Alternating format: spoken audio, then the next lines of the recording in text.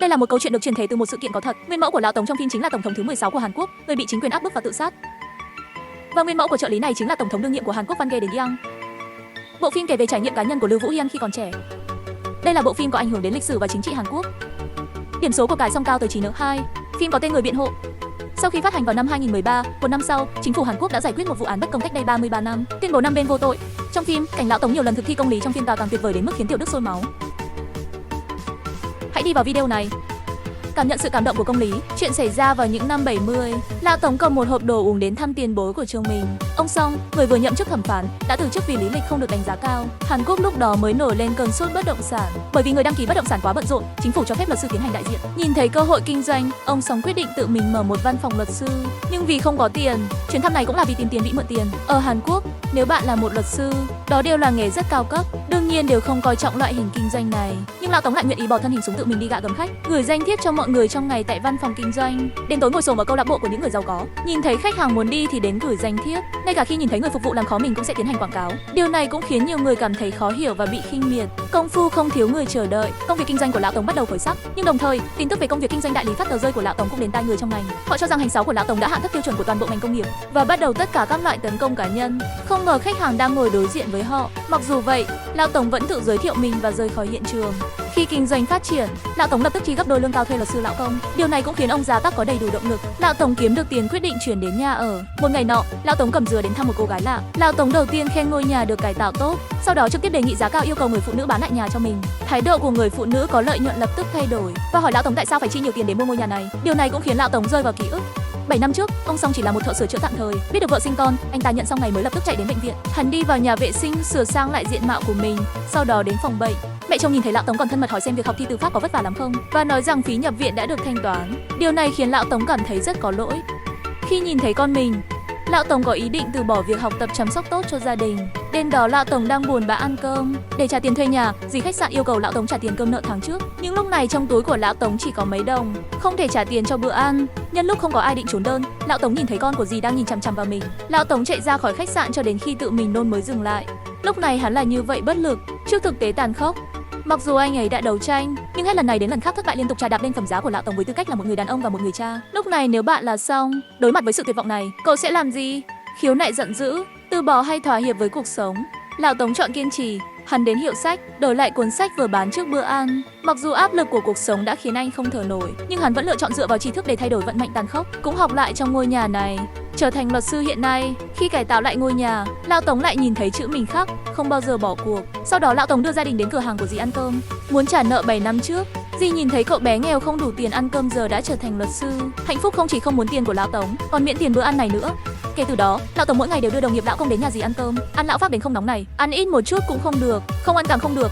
Khổ tận cam lai. Bây giờ cuộc sống của Lão Tống rất hạnh phúc, nhưng một ngày sau 3 năm, cuộc đời anh lại rơi xuống đáy. Bạn có biết Hàn Quốc những năm 80 điên rồ như thế nào không? Lúc đó có rất nhiều người vì thích đọc sách bị cảnh sát đánh đập, còn phải ngồi tù 1 đến 7 năm. Đây là sự cố vảy thối xảy ra ở Vision, Hàn Quốc năm 1981. Miễn là cảnh sát nghĩ rằng những cuốn sách bạn đọc là chống chính phủ, có thể bị giam giữ bất hợp pháp và tra tấn mà không cần lệnh. Lúc đó có 22 học sinh và giáo viên đang đọc sách khoa học xã hội. 19 người trong số đó bị đánh đập, sau đó bị cảnh sát truy tố và phản bội vào tù.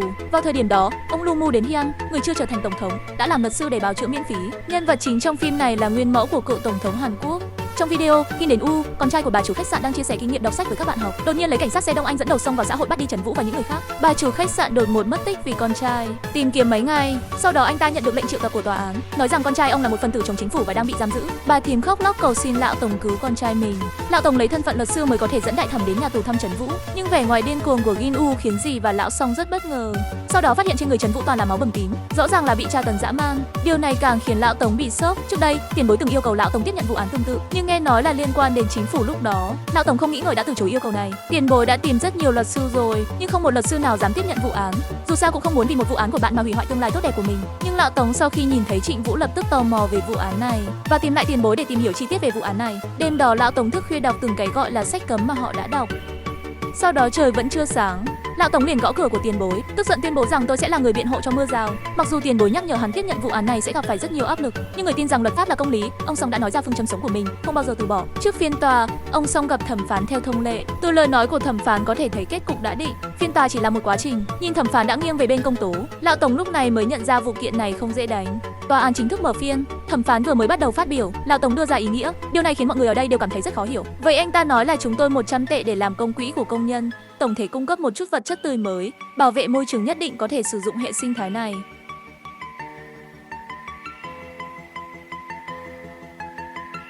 Cái mục tiêu là hàng tồn kho 900. Thẩm phán có thể tăng tốc cho tôi 100 mét không vui, nhưng cũng chỉ có thể làm như vậy, tháo còng tay của bị cáo và sắp xếp chỗ ngồi. Phiên tòa chính thức bắt đầu, bên công tố đưa ra bằng chứng, họ viết bài báo chống chính phủ, Lão Tổng phản đối, những thứ đó đều là giả mạo trong kỳ thi tra tấn, nhưng thẩm phán vẫn coi anh ta là bằng chứng, chấp nhận. Sau khi phiên tòa đầu tiên kết thúc, một người giám hộ khác lên án Lão Tổng không được mâu thuẫn với thẩm phán, chỉ có thể tiến hành giảm án chứ không phải bào chữa vô tội. Nhưng lập trường của Lão Tổng rất kiên định, vô tội thì phải bị phán quyết vô tội. Đó là công việc của tôi. Hai người vì ba quan sát không hòa thuận mà chia tay. Trong phiên tòa thứ hai, cảnh sát lại đưa ra người của mình, tự xưng là nhân viên bộ phận xác định sách cấm và lấy ra văn bản thẩm định nói rằng điều này và những gì họ đọc là sách cấm. Và Lão Tổng đã tiến hành một cuộc phản công đẹp để chống lại điều này. Chúng tôi đổi uy.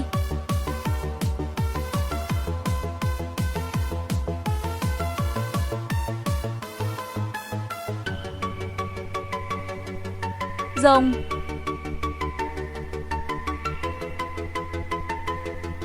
Tôi tìm anh. Tôi tìm bạn là mật dâm bụt, chi tiết thoải mái, nhiệt độ tuyệt đối cao. Những cuộc gọi của tôi từ y sân như một khoản tín dụng đã bị đẩy ra ngoài vòng pháp luật. Chuyển xe cũng gặp, tôi muốn hỏi các quản lý chị em đồng tâm khác. Hang xích sơn và người sàn đếp, xích đống, bộ phận ánh sáng mặt trời, những đội quân đỏ như ngựa đã lên tiếng và giữ chặt. Kiểm tra xe tải làm tuyết, bạn có biết không? Dương Ngọc đem loại công dân này cho ta một con, la cho ta một cái. Ngươi chẳng những mắng ta. Tương tự, công lý không thể nói đến, mà tự nhiên phiên tòa này, Lão Tổng tạm thời thắng. Nhưng trong phiên tòa sau đó, điều gì khiến Lão Tổng tức giận đến rơi nước mắt? Hắn tên là Vũ, chỉ vì đọc một quyển sách, bị cảnh sát giam giữ bất hợp pháp tra tấn mấy ngày. Cảnh sát không chỉ yêu cầu anh ta thừa nhận mình là một phần tử chống chính phủ và bịa đặt sự thật để buộc họ viết lời thú tội. Chỉ cần viết không làm viên cảnh sát hài lòng, còn tiếp tục chấp nhận tra tấn. Đối mặt với chuyện vô lý như vậy, chỉ có một luật sư, ông Song, dám đứng ra bào chữa cho họ. Ngay cả thẩm phán cũng muốn nhanh chóng kết án họ.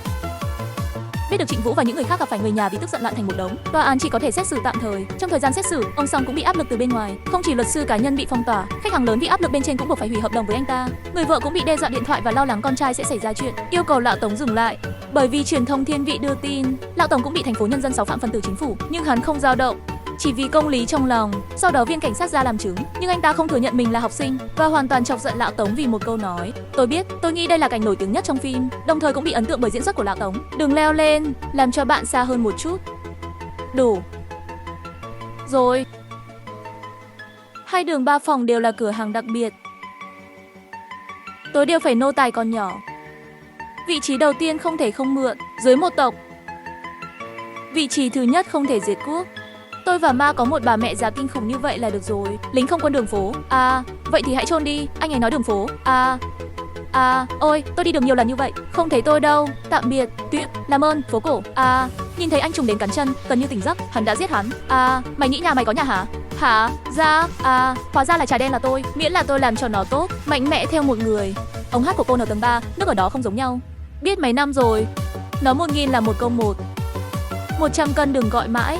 Ngoại trừ người nhà Tống, toàn trường đều đang nghiêng về phía trước. Ngay cả một luật sư khác ở thị trấn nông thôn cũng phàn nàn rằng Lão Tống đã phá hỏng phiên tòa. Lão Tống lại thua chậm trong bất lực.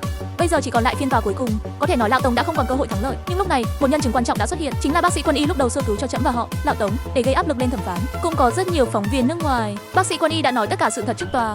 Điều này làm cho giải phóng bất lực. Ngay cả thẩm phán cũng không thể đảo ngược tình thế. Ngay khi mọi người đều cảm thấy Lão Tống muốn thắng kiện, cảnh sát lại bí mật thao tác, lập tức làm cho Quân Y trong bộ giáp gọi là đào ngũ. Thẩm phán từ chối nhận lời khai của nhân chứng.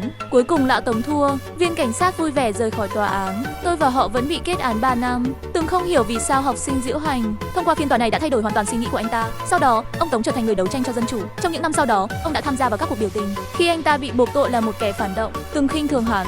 Không có bằng cấp, không có Barker Zone, các luật sư không có liên hệ đều đến để chủ động bào chữa cho anh ta. Có tới 99 luật sư bào chữa cho việc đọc sách. Ở Bison năm đó chỉ có 142 luật sư. Nguyên mẫu của bài đọc tên là Ludabiu đến Hiên. Câu chuyện của Lưu Vũ Hiên ngoài đời thực đến đây vẫn chưa kết thúc. Những luật sư này cũng trở thành hậu thuẫn mạnh mẽ của Lưu Vũ Hiên trong phong trào dân chủ sau này, cho đến khi Jong-mu đến Hiên trở thành tổng thống thứ 16 của Hàn Quốc. Sản xuất phim này không dễ dàng. Cảm ơn bạn đã like và quan tâm. Tôi biết chúng tôi sẽ gặp bạn lần sau.